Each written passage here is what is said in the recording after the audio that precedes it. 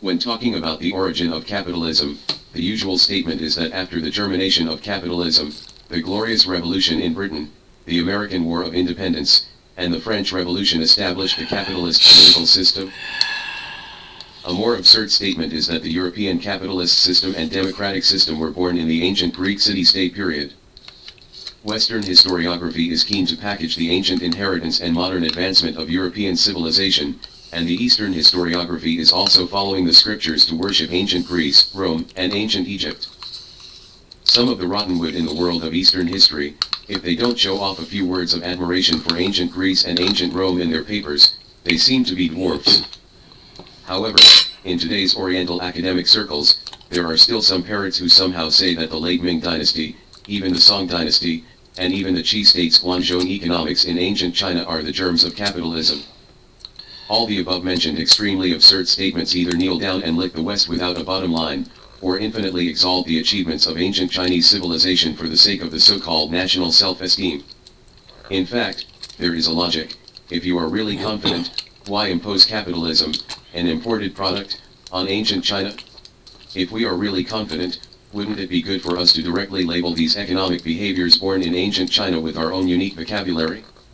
The economic models that have been implemented in ancient China, such as state-run economy, government-run economy, salt and iron monopoly, and public land ownership are far ahead of Europe for thousands of years.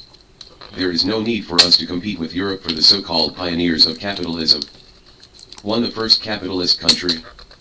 After hundreds of years of development, perhaps capitalism has been more destructive to human society than constructive. But there is no doubt that capitalism has played an unprecedented role in the liberation of productive forces in human society. Initially, Europe referred to the capital-led production mode as the capitalist mode of production. It was not until the late 19th century that the concept of the capitalist system came into being. This is because the capitalist system tried and tested by the French bourgeois revolution that broke out in 1789 began to appear in front of European countries. Although those decadent hereditary aristocrats are full of resentment towards the capitalist system, they are helpless in the spirit of freedom that gradually awakens with the development of productive forces. In fact, before the French bourgeois revolution, the Netherlands, as a forerunner, played the role of paving stones for the birth of the capitalist system. In 1492, Columbus discovered the New World and opened the era of great exploration. Spain and Portugal took the lead in colonizing overseas and carved up the earth. Britain was jealous of Spain's colonial gains in the Americas, and began to support the royal pirates to deal with Spain. In order to disintegrate Spain's maritime hegemony, Britain fully supported the independence of the Kingdom of the Netherlands ruled by Spain. In 1581, the Kingdom of the Netherlands declared independence from Spain, but in the Chinese world, it is usually called Holland. In 2019, the Netherlands announced that it will no longer use the name Holland, Netherlands, and will officially name it Netherlands, Netherlands. After the Netherlands became independent, it continued to join forces with Britain to fight against Spain. In 1588, Spain's invincible fleet was destroyed by the British Navy, and Spain has never recovered from it.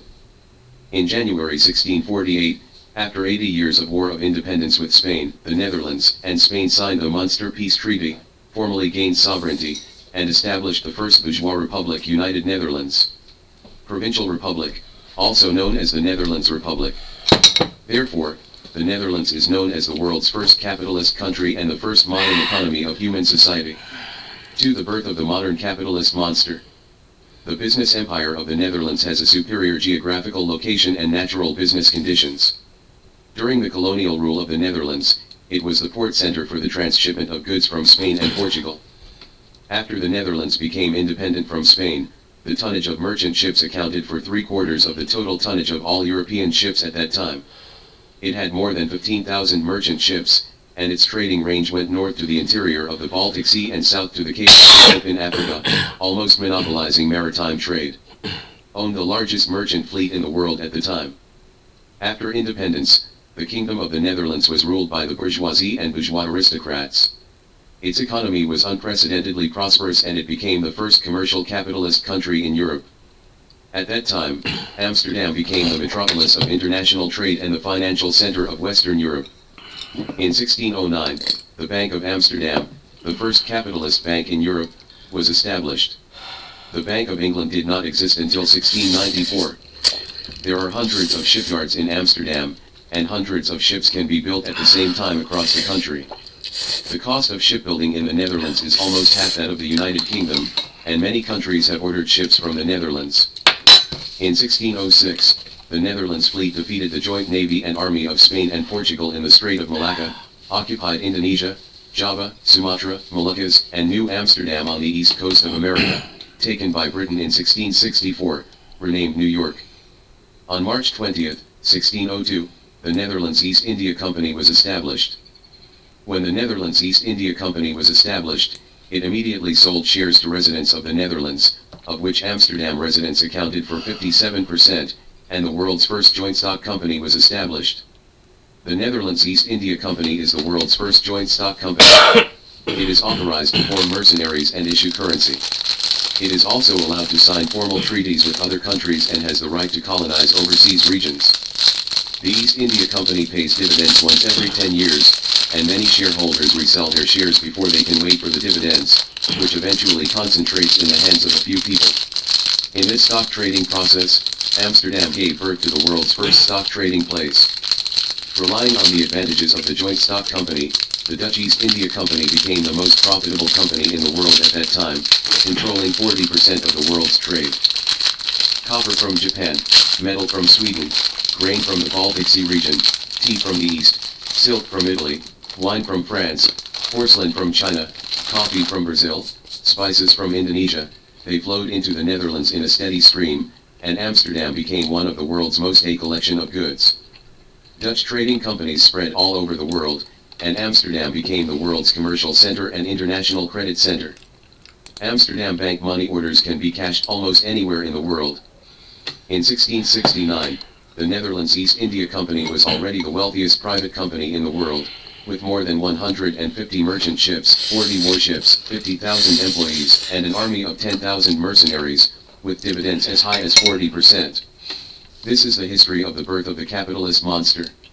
3. The demon swallowed the monster. After the Kingdom of the Netherlands became independent, it monopolized most of the world's maritime trade, and was nicknamed Sea Coachman.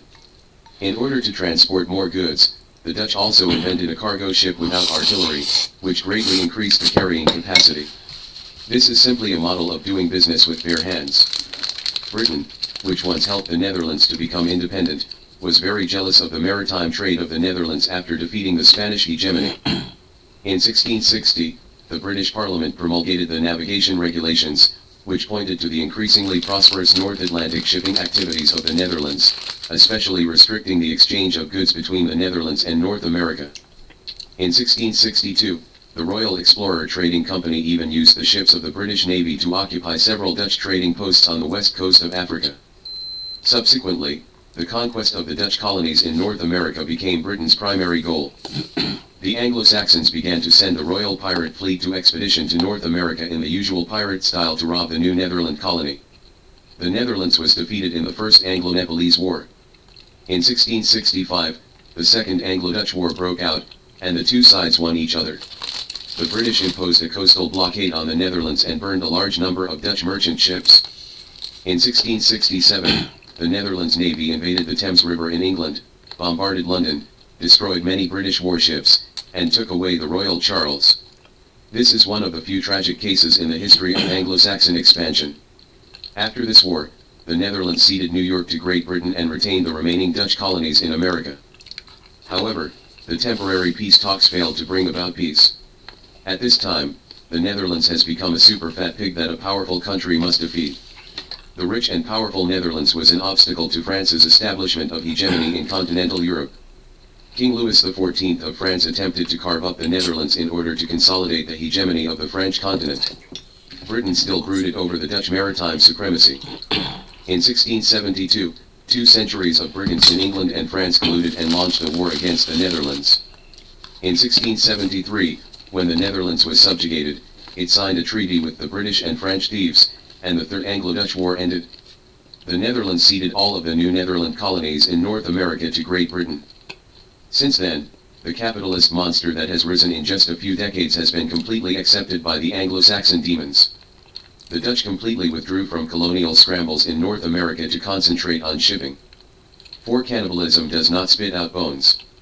The Netherlands has been brilliant for about a century, bringing a lot of new explorations of capitalism to the world, and many first and original new models, which have far-reaching influence.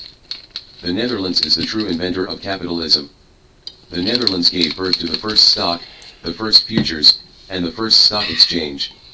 The Netherlands also invented banks and insurance. When the United Kingdom was in a corner, the Netherlands had already used financial support for overseas trade to become a carriage driver on the global ocean, monopolizing almost all maritime trade in the world. The Anglo-Saxons defeated the Netherlands and took over the baton of capitalist development. While establishing world hegemony, they explored the never-sleeping blood-sucking mechanism of capital. Britain almost copied the financial system and financial innovation of the Netherlands, making London a real-world financial center. Britain inherited the advantages of the Netherlands system and improved it, and successfully realized the transformation from a maritime state to a financial superpower. In order to stabilize its own financial system, the United Kingdom put currency stability at the top of the list, maintaining almost the same purchasing power for 300 years. This is the will of the Anglo-Saxons. However, today's world currency, the US dollar, has only dominated the world for decades, and has depreciated dozens of times. Compared with the purebred Anglo-Saxons in the United Kingdom, the United States is already playing a new top-colored capital game invented by the Anglo-Saxon and Jewish Capital Alliance. The short history of the rise and fall of the Netherlands shows that when any emerging country competes with the Anglo-Saxons for world hegemony, it cannot hope to trade compromise for peace and peace for survival. Remember, the Anglo-Saxons are the benchmark for cannibalism.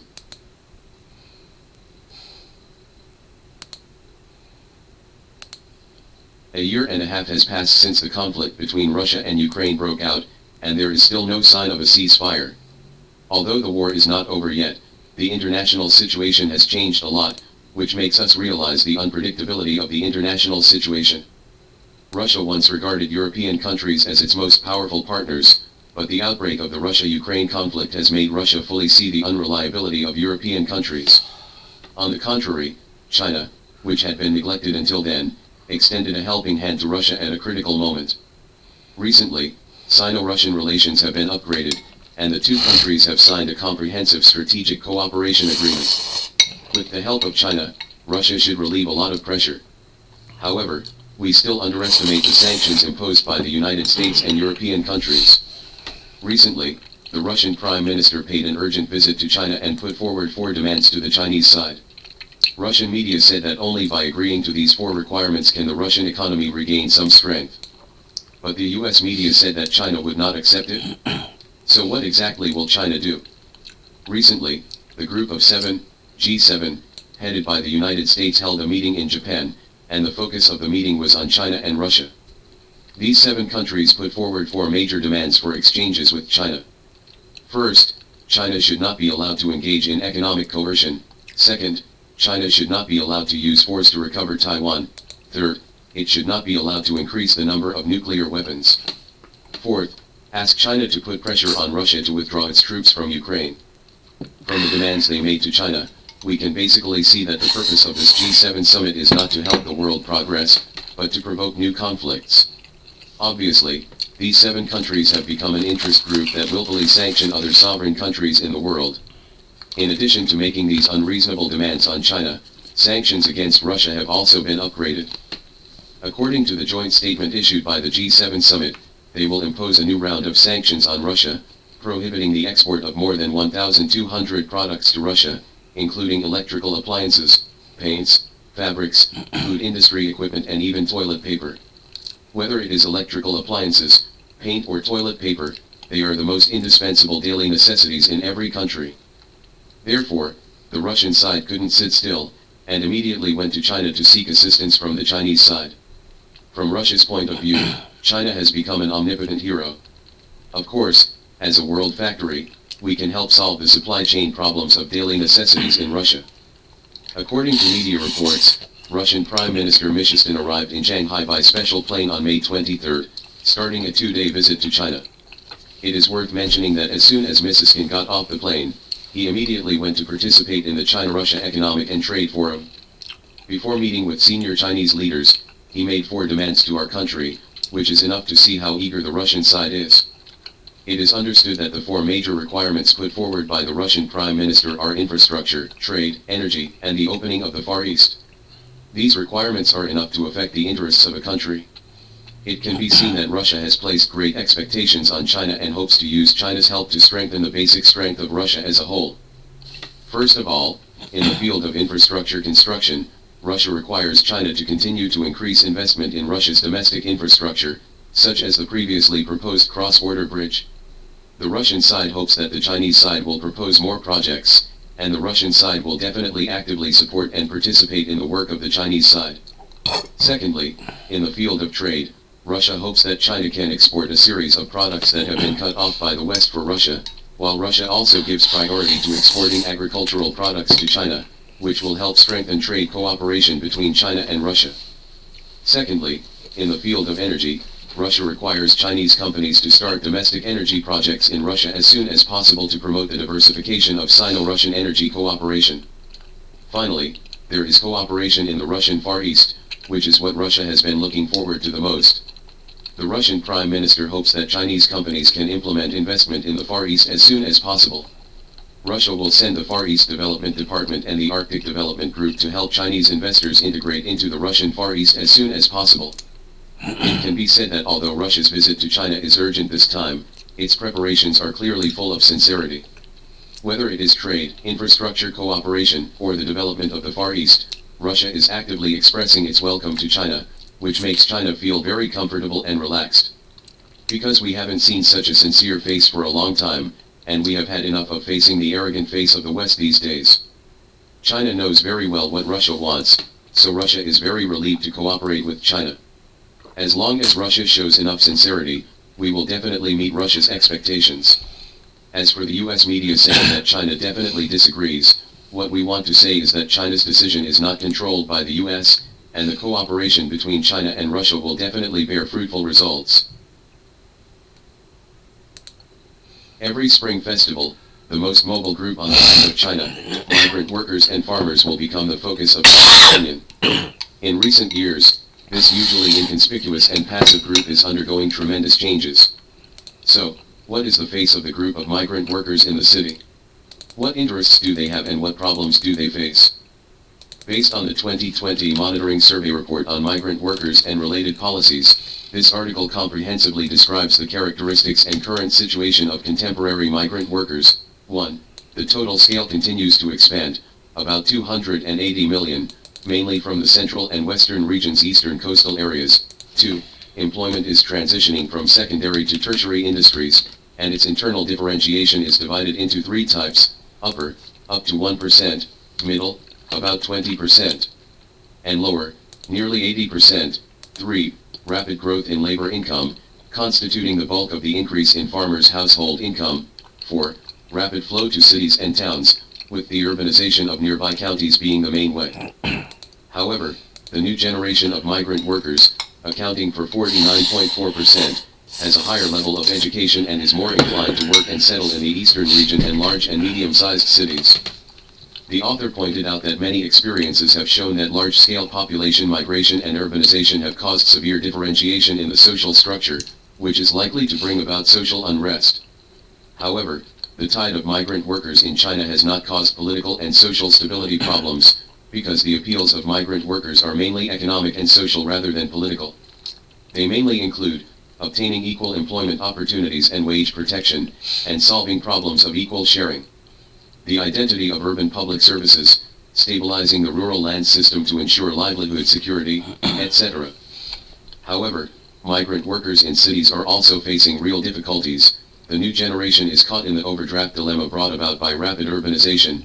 The labor rights of the older generation are rejected by the new system. Radical urbanization in some places has damaged their return to their hometowns. The author emphasizes that under the background of rapid urbanization, migrant workers have become increasingly vulnerable to the effects of unemployment, and some places have forced farmers to go to the city to go upstairs to artificially block the way for farmers to return to their hometowns. Then tens of millions of unemployed and landless farmers may become the foundation of a turbulent society. This is the death of China's modernization. Therefore, while promoting urbanization, it should still be the main policy goal in the longer term to do a good job in the design of reversible urbanization system and ensure that migrant workers can advance and retreat in urbanization. This article was originally published in issue 4, 2022 of Cultural Vertical and Horizontal, and the original title was Advance and Retreat. Migrant workers are a unique economic and social phenomenon in the process of China's industrialization and modernization, and they are a transitional new class that is both workers and farmers. In 1984, the term migrant workers appeared for the first time in the sociology newsletter of the Chinese Academy of Social Sciences. In 2006, several opinions of the State Council on solving the problems of migrant workers has a relatively complete definition of the connotation and characteristics of migrant workers. Migrant workers are a new type of labor force that has emerged in the process of my country's reform and opening up, industrialization, and urbanization. Their household registration: they are still in rural areas, mainly engaged in non-agricultural industries. Some go out to work during the slack season, work and farm, and have strong mobility, and some have been employed in cities for a long time, which has become an important part of industrial workers. Since the reform and opening up, the group of migrant workers has continued to grow, constituting the main mode of rural population mobility, making great contributions to the rapid economic development of our country, and at the same time sharing the fruits of economic development and promoting the transformation of social structure. Foreign experience shows that large-scale population movements and urbanization have resulted in sharp divisions in social classes and strata, which can easily lead to social disorder and political turmoil. Since the 1990s, with the rise of migrant workers, academic circles and policy departments have also been very concerned about the impact of floating migrant workers on urban order. In fact, they have experienced many large-scale unemployment, including 2/10 millions in 2008 and 2020. Unemployment of migrant workers has not caused political and social stability problems. At the same time, new situations have emerged in my country's urbanization in recent years. Migrant workers are rapidly flowing into cities and towns, and their production and lifestyles are changing. From now to 2035, when we are building socialist modernization in an all-round way, how the country maintains a gradual and flexible urbanization policy, responds to the demands of migrant workers, and promotes the advance and retreat of migrant workers in the process of urbanization is still the main policy goal. Group characteristics of Chinese migrant workers. After more than 40 years of reform and opening up, migrant workers have formed some relatively stable overall characteristics. At the same time, migrant workers have undergone great differentiation and are no longer a homogeneous whole. Rapid urbanization has changed the appearance of migrant workers. The following describes the situation of migrant workers from 4 aspects. 1. The total scale continues to expand, mainly flowing into the developed eastern coastal areas. The 2020 Monitoring Survey Report on Migrant Workers, hereinafter referred to as the Investigation Report, shows that the total number of migrant workers reached 285.6 million. Among them, 169.59 million migrant workers. Among the migrant workers who went out, 99.07 million were employed within the province, and 70.52 million were floating migrant workers across provinces. From the perspective of the scale of migrant workers, from 2000 to the present, only the number of migrant workers in 2020 has decreased by 5.17 million compared with the previous year, and the rest of the years have been increasing, and this is mainly caused by the impact of the epidemic. Judging from the growth trend of the scale of migrant workers in the past, the fluctuation is only short-term. The rural labor force is still in excess in absolute terms, and there is still great growth potential for migrant workers. The origin of migrant workers is related to the development of township enterprises. The development of township enterprises is mainly concentrated in the eastern coastal rural areas, and the local labor force will soon be fully transferred. In 1992, township enterprises employed 105.81 million laborers, an increase of 77.544 million over 1978, accounting for 24.2% of the total rural labor force at that time. In 2000, China joined the WTO and became a world factory, which promoted large-scale employment of rural labor in the central and western regions. Studies have shown that in 1989, the rural migrant labor force increased rapidly from less than 2 million at the beginning of the reform and opening up to 30 million. After Deng Xiaoping's Southern talks in 1992, my country's economic development entered a new round of growth. In 1993, the number of migrant workers across the country reached 62 million, of which about 22 million migrated across provinces. Growth slowed in the late 1990s. Entering the new century, the state actively guides the rural labor force to work, and the scale of migrant workers has been increasing. The outflow of migrant workers is mainly in the central and western regions. Only in terms of the proportion of interprovincial migration, the investigation report shows that the proportion of interprovincial migration of migrant workers in the eastern region is 15.5%, and that in the central and western regions, including the central, western, and northeastern regions, reaches 51.3%. The largest provinces are Sichuan, Henan, Anhui, Hubei, and Jiangxi. The inflow of migrant workers is mainly concentrated in developed coastal areas and big cities. The survey report shows that the eastern region has absorbed 151.32 million migrant workers, of which the Yangtze River Delta, Pearl River Delta, and Beijing-Tianjin-Hebei urban agglomerations have absorbed the majority, with a total of 114.78 million, accounting for 75.9%, accounting for 100% of the total migrant workers. 40.2%. The 7th census data also reflects the direction of population flow, including migrant workers. By the end of 2020, the floating population will be approximately 376 million, an increase of 69.73% over 2010. The flow pattern is rural-urban and mainly to the eastern region. Among them, the rural-urban floating population reached 249 million, accounting for 66.26% of the total floating population. 91.81 million of the interprovincial floating population flowed into the eastern region, accounting for 73.5% of all interprovincial floating population. 2. The transformation of employment from the secondary industry to the tertiary industry, accompanied by class differentiation. In recent years, a major development trend of the employment of migrant workers is the transformation from the secondary industry to the tertiary industry. As the scale of migrant workers continues to grow and their occupations are differentiated, migrant workers themselves are also experiencing internal class differentiation. The survey report pointed out that the proportion of migrant workers engaged in the secondary industry has dropped from 56.8% in 2013 to 48.1% in 2020, of which 27.3% are engaged in manufacturing and 27.3% are engaged in construction. The proportion of migrant workers engaged in the tertiary industry increased from 42.6% in 2013 to 51.5% in 2020, among which the proportion of migrant workers engaged in wholesale and retail trade was 12.2%, and the proportion of migrant workers engaged in the accommodation and catering industry was both 6.5%. The employment of migrant workers is generally at the middle and low end. In terms of income, the average monthly income of migrant workers is 4,072 yuan.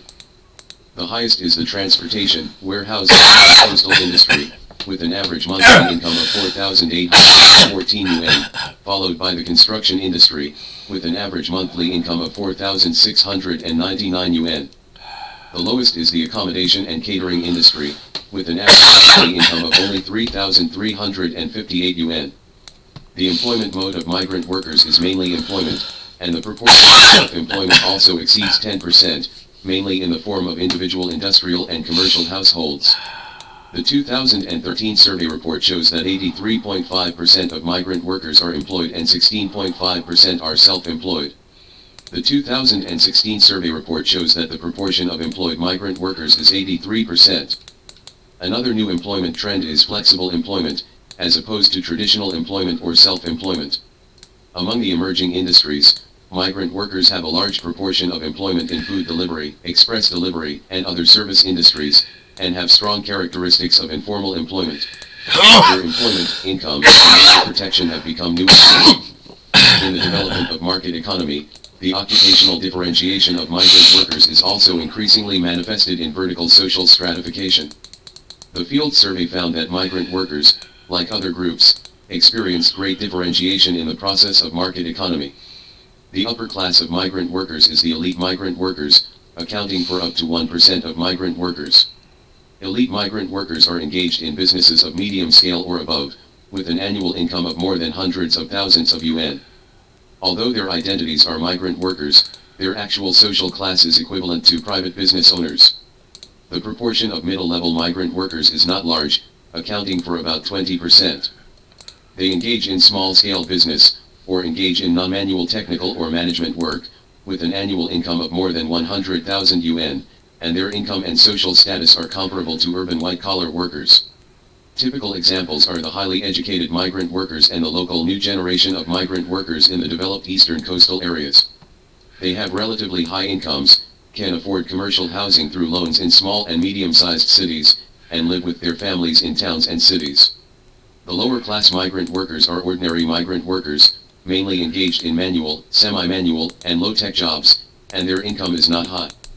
The annual income is between 20,000 and 100,000 yuan, accounting for nearly 80%. They lack a competitive advantage in the labor market, mainly due to the lack of human capital such as academic qualifications and work skills. For example, the survey report shows that most migrant workers have a junior high school education or below. From a national perspective, farmers with a junior high school education and below the proportion of workers is 71.1%. They have limited ability to settle in the city, and need to rely on rural agricultural resources to increase family income and as a retreat if they fail to enter the city. 3. The rapid growth of income from migrant workers is the main way of increasing the income of peasant families. Household income growth through employment is the fundamental driving force for rural labor mobility. By the mid-1990s, my country's per capita arable land had dropped to less than 1.2 mu, only 42% of that in 1952. It was difficult for farmers to live a well-off life relying on agriculture. Under the conditions of a market economy, only by going out to work can peasant families be able to cope with the increasing pressure of expenditure and maintain a decent and dignified way of life. Although the income of migrant workers is quite different from that of urban residents, it is still higher than that of traditional agriculture. Moreover, economic development has driven the income of migrant workers to continue to grow. The investigation report shows that the average monthly income of migrant workers in 2020 is 4,072 yuan, which has increased by about 3 times compared to the average monthly income of 1,417 yuan in 2009. Non-farm employment has long been the main source of income growth for farmers. With the development of China's economy, the proportion of agricultural GDP continues to decrease, further affecting the growth of farmers' family operating income. Around 2000, the source of farmers' income growth changed fundamentally. Farmers' income growth changed from mainly relying on family business income to mainly relying on labor remuneration income.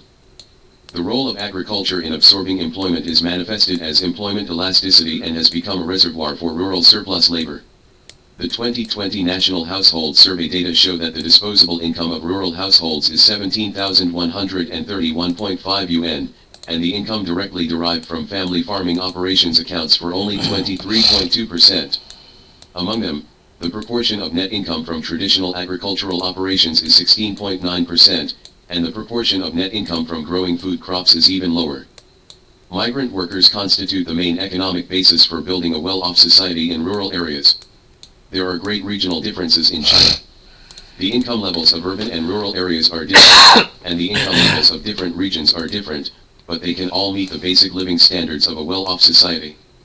Farmers in the central and western regions earn money by working in the developed coastal areas and big cities, but do not live there, but bring them back to their hometowns, which constitutes the economic basis for their moderate standard of living. With the further development of the economy, the labor supply will become tighter, and the income of migrant workers will continue to increase. According to the current average monthly income of migrant workers of about 4,000 yuan, an ordinary family with 2 migrant workers can earn nearly 100,000 yuan a year. This income can be used to build houses in rural areas, buy houses in county towns, support children's education, support children's marriage and buy cars. This is a standard of living that farmers did not enjoy in the past. Migrant worker families generally still have income from farming and self-sufficiency economic components. With the high price of commercial housing in cities today, this reduces the cost of living a well-off life for peasant families. 4. Fast flow to cities and towns, and the urbanization of nearby counties is the main way. Urbanization is an important symbol of national modernization. In 2000, China's urbanization rate was 36.1%. According to the 7th census data in 2020, the urbanization rate of my country's permanent population is close to 64%. The urban permanent population has increased from 456 million in 2000 to 902 million in 2020. The rapid growth of my country's urbanization rate, the large-scale migrant labor wave has made a major contribution. Compared with the older generation of migrant workers, the new generation of migrant workers has a stronger willingness to integrate into urban areas. In 2020, the new generation of migrant workers accounted for 49.4%. They have a higher level of education and are more adaptable to urbanization.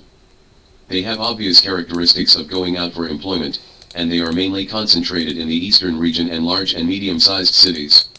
In the urbanization model of migrant workers, the majority of urbanization destinations are their hometowns rather than the places where they work, which can be called nearby county urbanization. From the perspective of time, in the rural areas of central China, the logic of migrant workers' work has changed significantly in the past 10 years, and the rural areas in the developed eastern areas were more than 10 years earlier.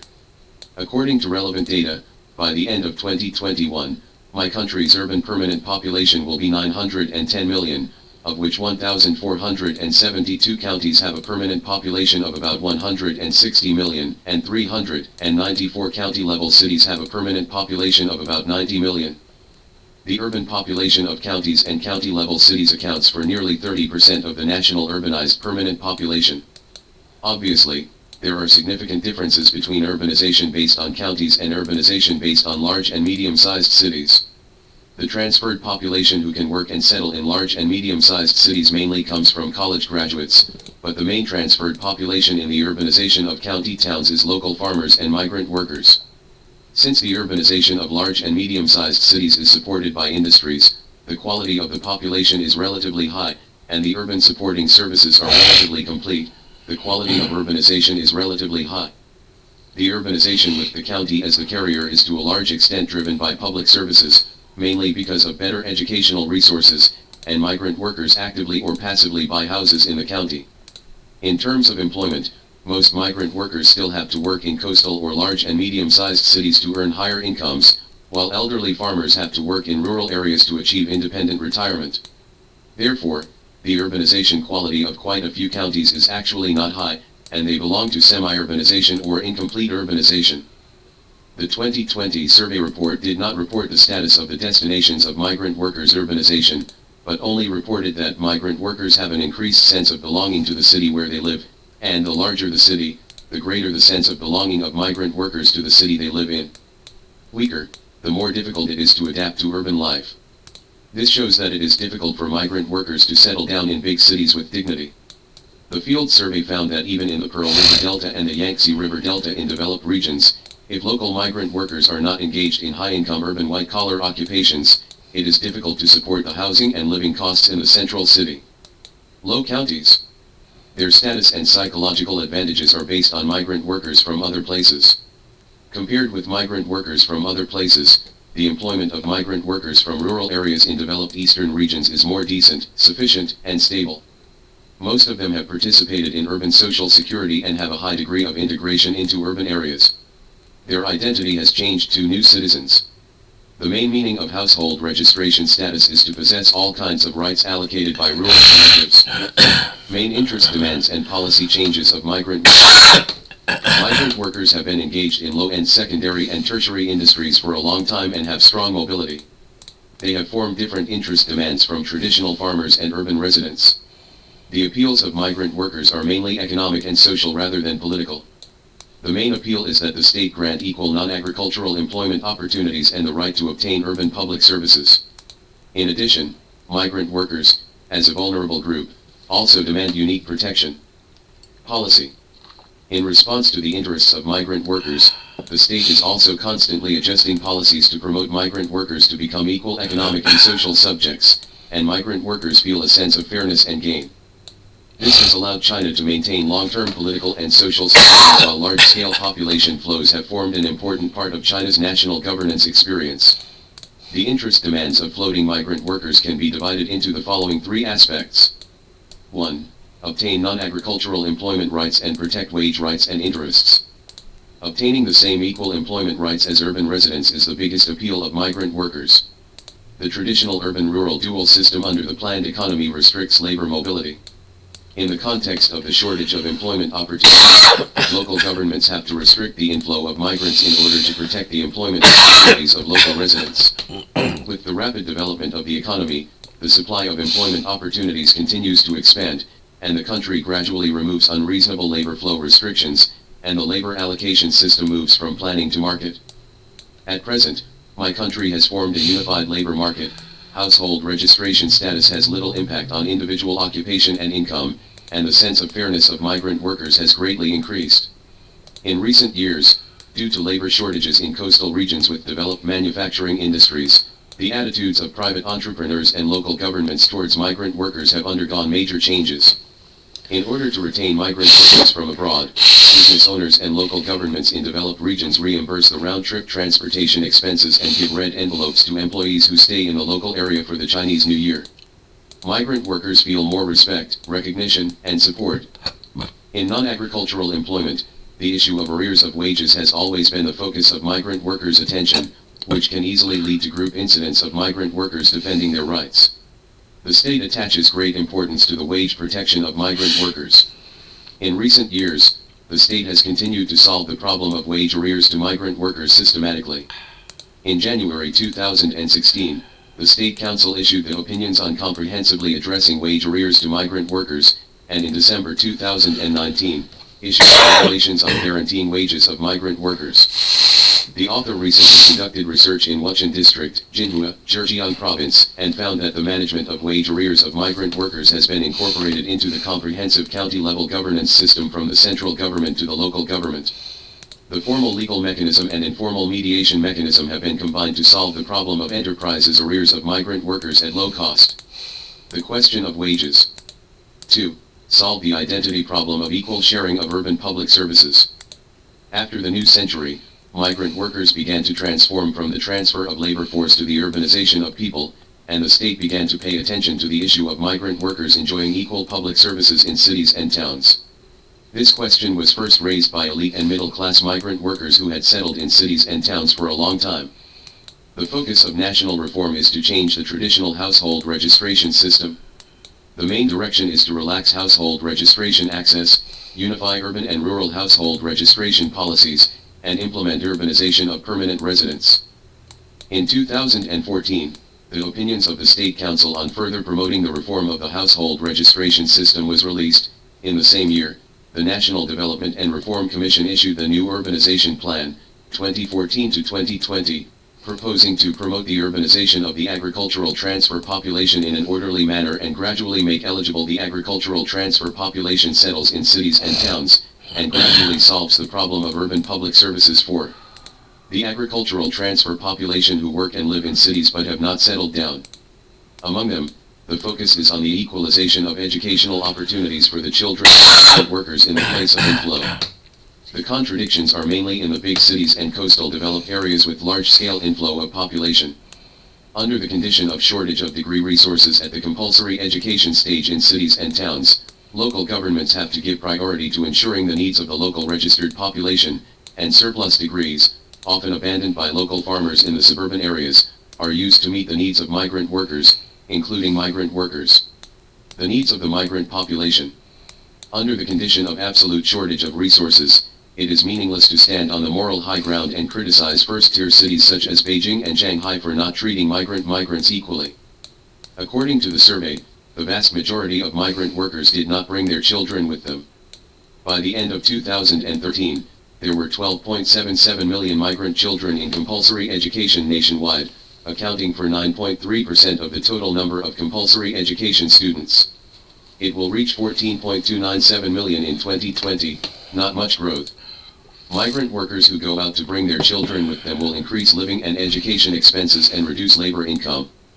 Therefore, most migrant workers do not have the right to equalize educational opportunities. The place where he enjoys urban education and public services is in his hometown county, and there are no institutional obstacles to this. The survey in the Central Region found that the school degree allocation policy in the county is, as long as the migrant workers have legal employment in the county, pay Social Security, rent a house or buy a commercial house, their children can enter the local county to study. In counties with large populations, the influx of primary and middle school students from rural areas has caused a shortage of educational resources, and the county has to formulate stricter educational resource allocation methods. 3. Stabilize the rural land system and ensure livelihood security. In urban society, citizens obtain livelihood security through participation in urban pension, unemployment, and other social security systems, which is the basic condition for maintaining social stability. Taking old age care as an example, the state has established a basic old age insurance system for urban employees. Workers can enjoy retirement security after paying contributions for more than 15 years as required. Migrant workers are different. Most of them have not participated in it, and they still continue the social security method of farmers. Their main appeal is to stabilize agricultural and rural-related policies, and the core is to stabilize rural land rights. According to the Statistical Bulletin on the Development of Human Resources and Social Security in 2015, the number of migrant workers participating in the basic pension insurance for urban employees at the end of the year was 55.89 million, accounting for 20.1% of the total number of migrant workers, 277.47 million, that year. As of the end of June 2020, 63.75 million migrant workers across the country participated in urban employee pension insurance, accounting for 22.3% of the total number of migrant workers, 285.6 million, that year. Among them, the proportion of insurance participation in the developed eastern coastal areas is very high. In the central and western regions, the survey found that although there are many benefits to participating in urban employee pension insurance in the long run, and local governments are actively promoting migrant workers to participate in urban employee pension insurance, migrant workers still lack willingness. Their economic income is not high, their employment is unstable, and they hope to obtain cash income to cope with the current increasing expenditure, and they do not expect to obtain livelihood security through the urban social security system. In 2021, the annual pension payment standard for urban employees in an ordinary county in central China will exceed 10,000 yuan, which is too high for migrant workers. The employment of migrant workers is not stable. They are more willing to participate in a more flexible pension system for urban and rural residents with lower contributions. The middle-aged and elderly migrant workers in the construction industry are most obvious. Migrant workers place their livelihood security on the countryside. As members of collective economic organizations, migrant workers enjoy collective land rights according to law. At present, laws and policies related to rural land contracting and homestead management guarantee this right, and it does not change due to population migration and urban settlement, so that migrant workers are not afraid of livelihood security issues after unemployment, and do not worry about basic old age security. Rural household registration is of substantial significance to the livelihood security of migrant workers, but urban household registration is not. Urban household registration can be obtained through certain economic conditions such as stable employment, and can also be withdrawn. However, rural household registration is unique, and there will be no more after withdrawal. Unique problems faced by contemporary migrant workers.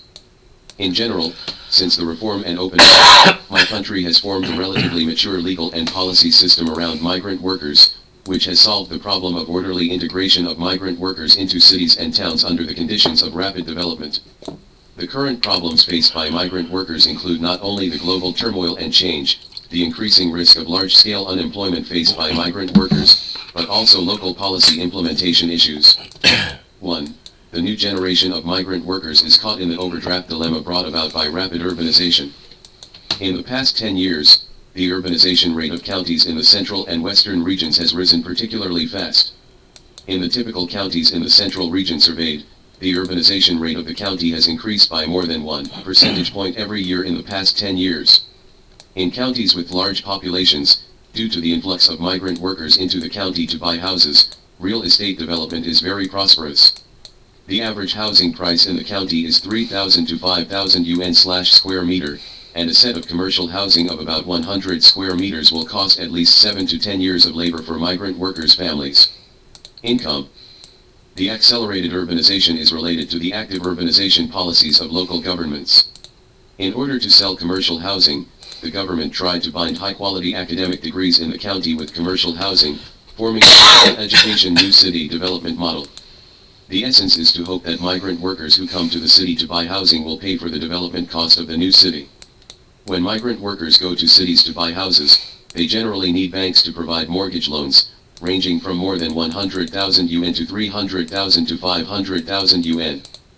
Simultaneously with buying houses in cities, the new generation of migrant workers buy cars, and the migrant workers have debts ranging from tens of thousands to more than 100,000 yuan. The increasing debt has become one of the most important characteristics that distinguish the new generation of migrant workers from the older generation in the past 10 years. Under the predicament of debt overdraft, the livelihood of the new generation of migrant workers living in the county is even more fragile. In other words, their well-off economic foundation is not solid, which is a new problem that has never been faced in history. In 2008, the unemployed migrant workers were not in a panic, but under the background of the new crown epidemic in 2020, the unemployed migrant workers are very panicked and anxious. They are in debt of hundreds of thousands of yuan. Refundable. They are increasingly sensitive to unemployment brought about by periodic economic crises, which reduces their sense of social security and fairness. 2.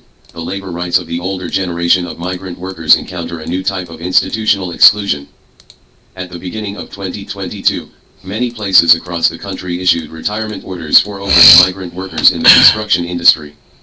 From the government's point of view, the original intention of the retirement order is good, that is, to protect the safety of overage migrant workers. The problem is that the retirement order for overage migrant workers with the original intention of risk minimization follows the logic of bureaucracy rather than the logic of people's livelihood security, which not only affects the labor supply of the construction industry, but also violates the labor rights of elderly migrant workers. The investigation report shows that migrant workers over the age of 50 account for 26.4%, mainly engaged in the construction industry. Among the migrant workers in the construction industry, even if the elderly migrant workers over 60 years old account for only 10%, there are more than 5 million people. As the construction industry finds it difficult to replenish young migrant workers, this scale will further increase in the future. They have the ability to work, have a desire to work, and have been active on construction sites. Being forced to retire has reduced the income of farmers' families, and it is also not good for migrant workers to save funds for retirement. The protection of the labor rights of disadvantaged elderly migrant workers in the labor market lies behind the fact that the state no longer allows a large number of migrant workers to engage in informal employment. In the urban formal employment market, ordinary workers over the age of 60, for women over 55, are considered overage and must retire according to regulations. However, migrant workers in the construction industry, compared to a small number of workers in the construction industry, are typical informal employment groups. In the concept of migrant workers, as long as their physical conditions permit, there is no problem of overage retirement. Migrant workers are old and still willing to work. What they need most is labor rights and labor convenience. A just government should not use administrative coercion to retire them when they are old, but should give them more and more humane support in terms of work-related injury insurance, safety training, safety supervision, and wage arrears management. This is not only conducive to the realization of social fairness and justice, but also conducive to maintaining a balance between risk prevention and labor rights protection. 3. The urbanization thinking of the three rural policy damages the village retreat of migrant workers. From a macro perspective, urbanization is irreversible. From the perspective of individual migrant workers, urbanization is reversible, and the country needs to design institutional arrangements for reversible urbanization. Judging from the current overall institutional arrangements, my country's urbanization path can be advanced or retreated. However, from a practical point of view, the urbanization path that migrant workers can advance or retreat may be artificially blocked, causing serious social stability problems. The most typical example is the combination of villages in Shandong province in 2020, which is essentially an administratively promoted farmers go upstairs movement. According to long-term surveys, the effect of the farmers upstairs movement is not to revitalize the countryside and enrich farmers, but to urbanize poor quality.